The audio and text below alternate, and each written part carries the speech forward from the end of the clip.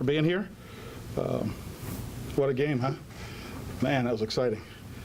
Well, just a quick injury update.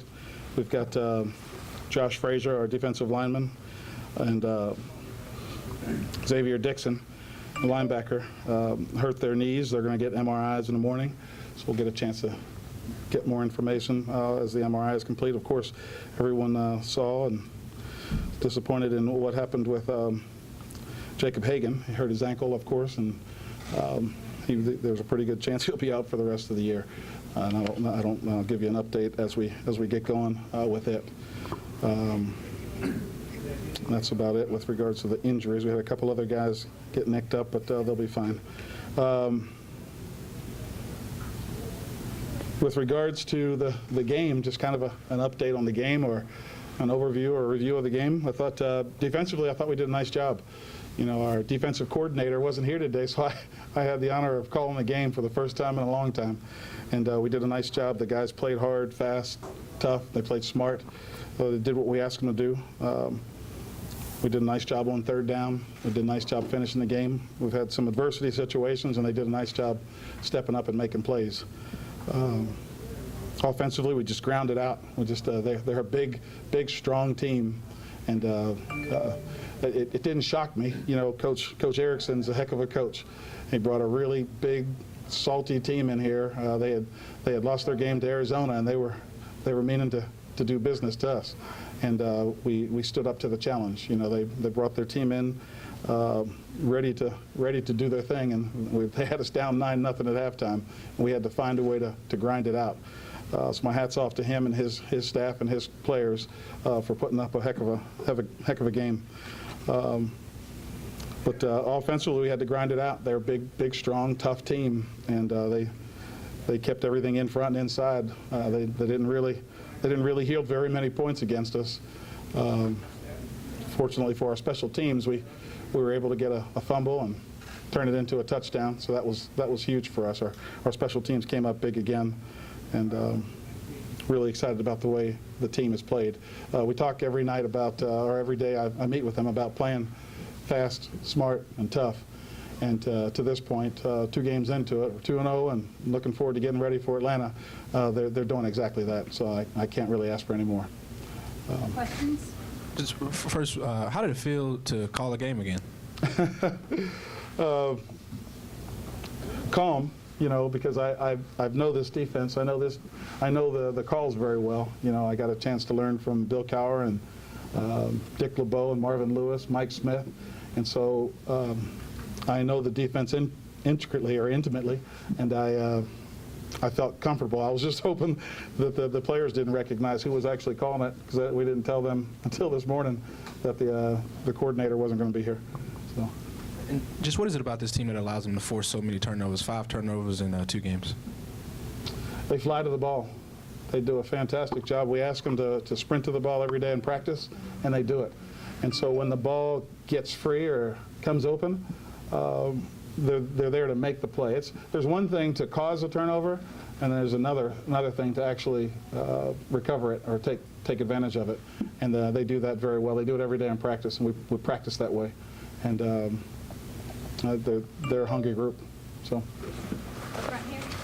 What are your thoughts on Shaheed recovering that fumble for a touchdown, considering that he played here locally at Sanford, a smaller school, but, you know, was out here, and as well as Jamar being heads up and making that play, because it really turned the momentum around?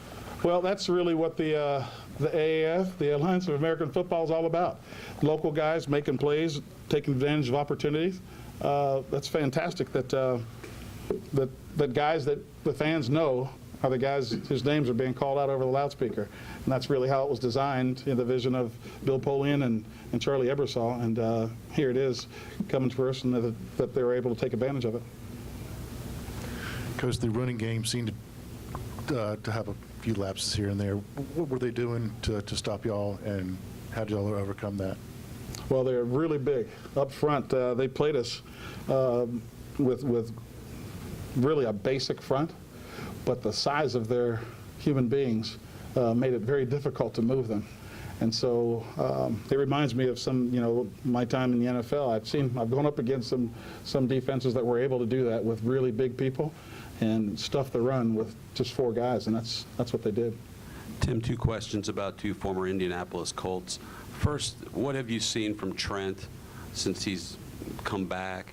And also Wesley Saunders, I know you brought him back. You had some injuries issues. Do you see him sticking around for a while, or is this a week-to-week proposition? Well, I hope he sticks around. You know, I got to make sure he doesn't drop that football.